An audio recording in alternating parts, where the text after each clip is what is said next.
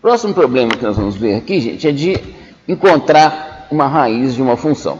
Você tem uma função, você quer encontrar x, então que f de x igual a zero. Igual nós estamos fazendo o tempo todo aqui para polinômios de segundo grau. Então, a gente quer achar as raízes de uma equação de segundo grau, ou seja, achar x tal que a x2 mais bx mais c seja igual a zero.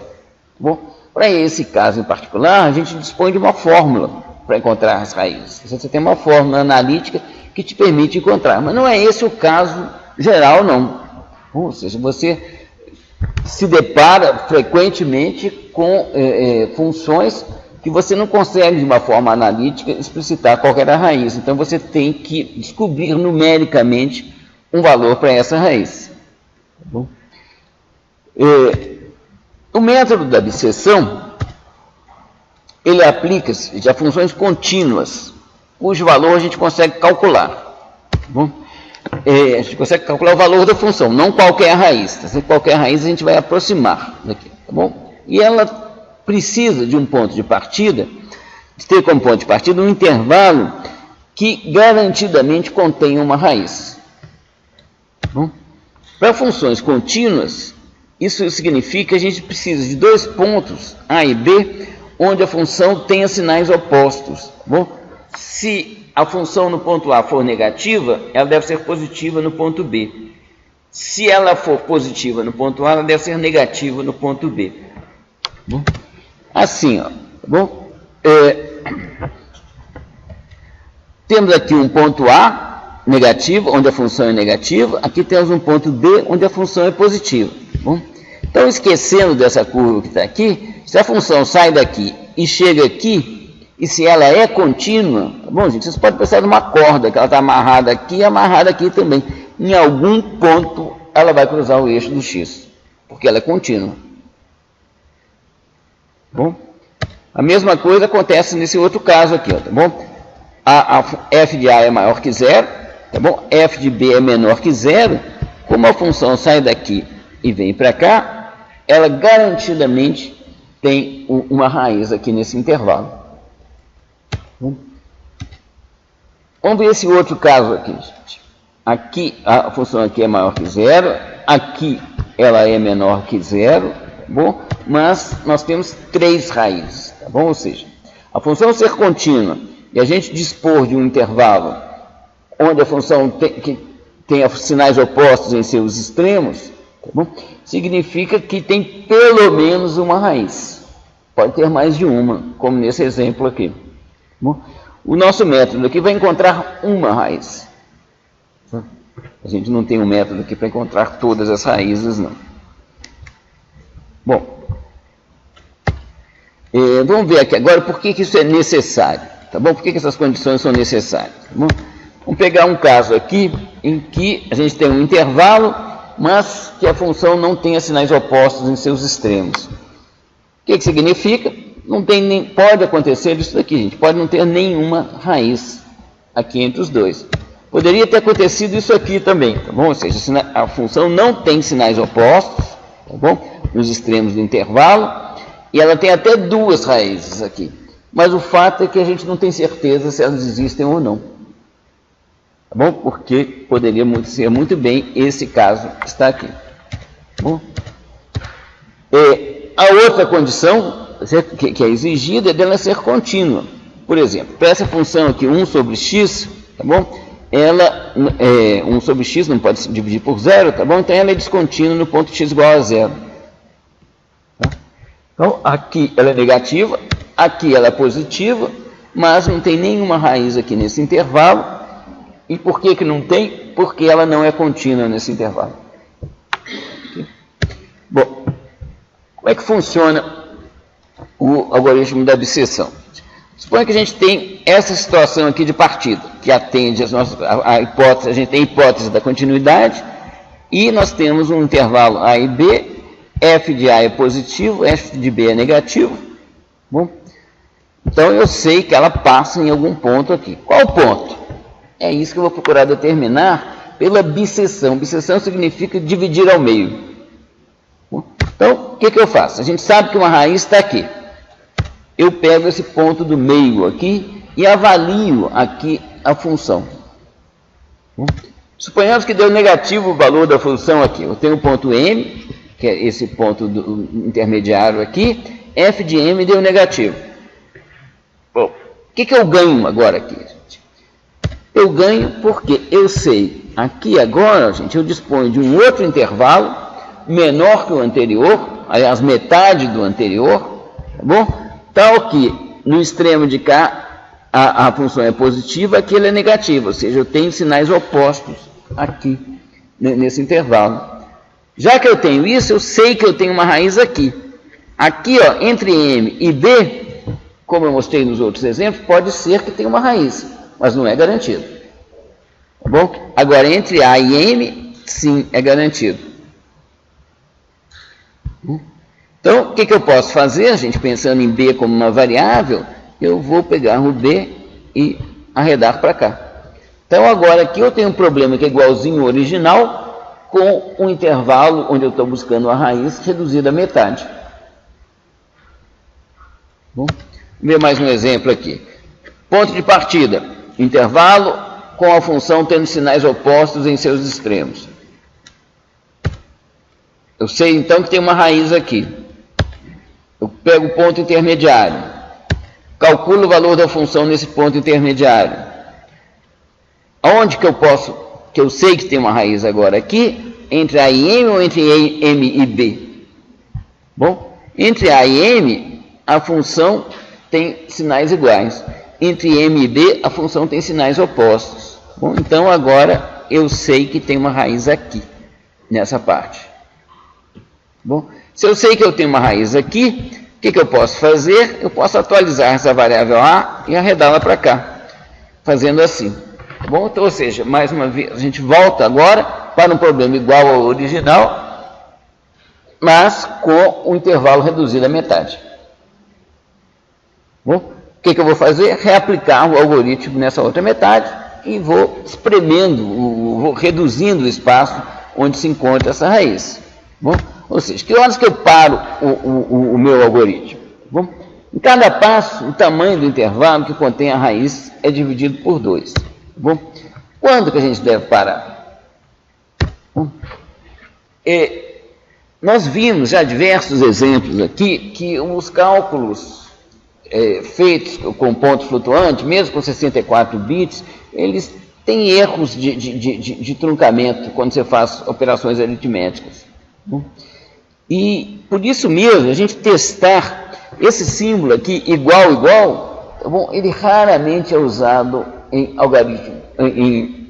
algoritmos numéricos. Bom, porque essa exigência ela é um pouco descabida. Certo? A gente testa se um valor é próximo do outro, não se ele é igual bit a bit. Bom,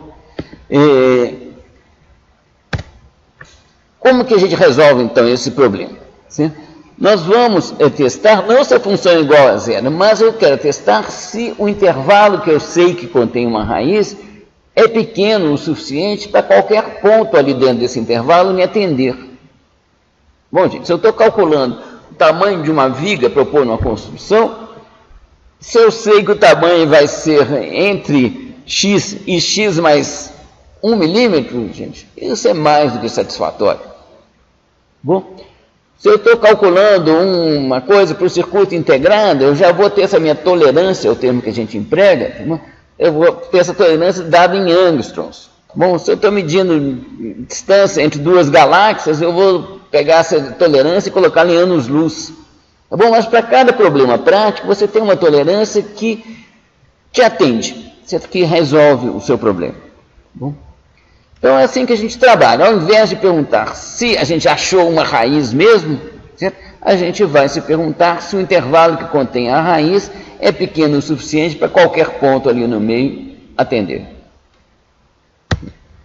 Bom, então vamos ver como é que vai ser essa nossa função, certo? Ela vai receber, ela é uma função, eu chamei de bissecal, tá bom? Não pode ter cedilha, que recebe uma função f, um intervalo e uma tolerância. Bom, e ela calcula, devolve em R aqui, certo?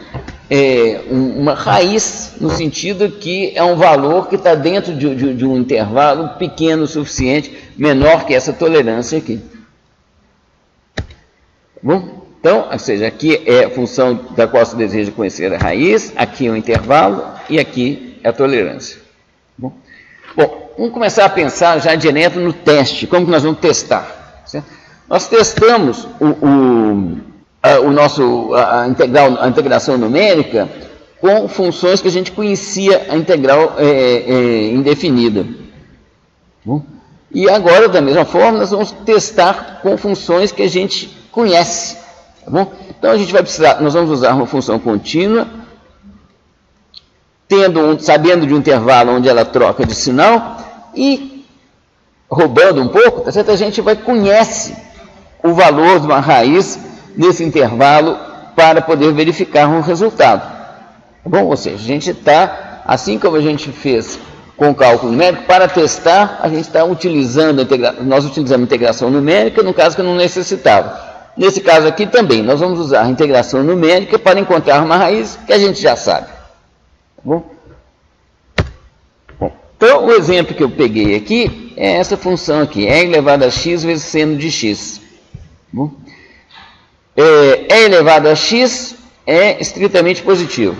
Tá bom? Seno de x fica zero em vários pontos, incluindo quando x é igual a π. Tá bom?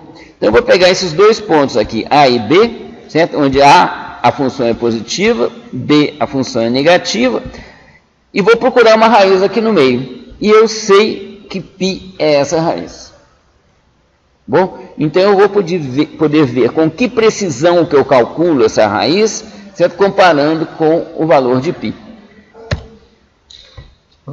Bom, aqui está a forma de colocar essa função x elevado a seno de x, eu chamei de x seno de x, tá bom? Então, é exponencial de menos x, ponto asterisco, seno de x, tá bom? Para multiplicar escalarmente, que essa função ela tem que ser vetorial, tá bom? Então, por isso que eu usei o ponto asterisco aqui, que é o seguinte, eu recebo um vetor x, x de menos x calcula um vetor, seno de x calcula outro vetor, e como eu quero uma multiplicação ponto a ponto, eu uso ponto asterisco aqui. Tá bom? Para obter em y aqui um vetor com e elevado a menos x seno de x para cada x desses aqui. Bom, para testar a função aqui, gente, eu fiz esse programinha aqui, que ele lê tolerâncias, tá bom? Lê uma tolerância aqui antes de entrar, e lê dentro de um loop aqui também, e ele chama essa função bissecal e compara essa raiz que foi produzida pela função bissecal com o valor de π, para a gente ver com qual precisão que a raiz está sendo encontrada. E a própria função bisseção, a bissecal, tá bom? A gente começa a programá-la assim. Bom? A gente entra num loop, certo? Que enquanto B menos A for maior que a tolerância, eu reduzo o intervalo. Depois que B menos A atingir a tolerância, qualquer ponto lá no meio serve para mim. Tá bom? Então eu estou pegando exatamente o ponto do meio para devolver como a raiz. Tá bom? Pegando A mais B sobre 2. A redução do intervalo ela é feita assim. Do jeitinho que eu mostrei naquelas figuras, naquela animação, tá bom? Então, M igual a A mais B sobre 2, é o ponto médio. Aqui, gente, isso aqui, ó, é um truquezinho para facilitar o teste se duas variáveis têm sinais opostos. Tá certo? Eu quero saber, duas variáveis têm sinais opostos? Vamos supor que seja x e y, essas duas variáveis. Como é que eu posso testar isso? Eu posso falar o seguinte, if x menor que 0, end y menor que 0, or x maior que 0, end y maior que 0, é um jeito de fazer esse teste. Esse outro aqui, gente, é mais fácil. Você multiplica um pelo outro e vê se deu negativo. Tá bom? Positivo vezes positivo, dá positivo. Negativo vezes negativo, dá positivo também. Tá bom? Então, o produto de duas coisas só é menor que 0 quando elas têm sinais opostos, tá bom? Então isso aqui simplifica a escrita do nosso teste. Então a ideia aqui é o seguinte, eu pego a função no ponto M, bom, que é o ponto do meio do intervalo, se f de A e f de M têm sinais opostos, o que eu faço? O que eu concluo é que entre A e M existe uma raiz, e portanto eu arredo B para a posição M. Se não, é o contrário, certo? Eu concluo que, conforme esse teste aqui, tá bom? Na verdade, aqui F em M e F em B tem sinais opostos, tá bom? Então, o intervalo MD é que contém a raiz, tá bom? Aí eu faço A igual a M, para voltar para o meu loop. Aqui está o programa que testa, certo? Eu vou testar aqui, tá bom? Com tolerância 1. Calculei π com tolerância 1, deu 3,5, tá bom? Se eu pegar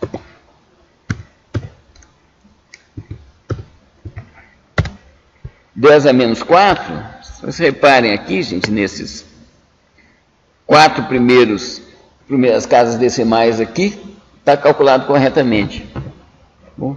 Se eu pegar a tolerância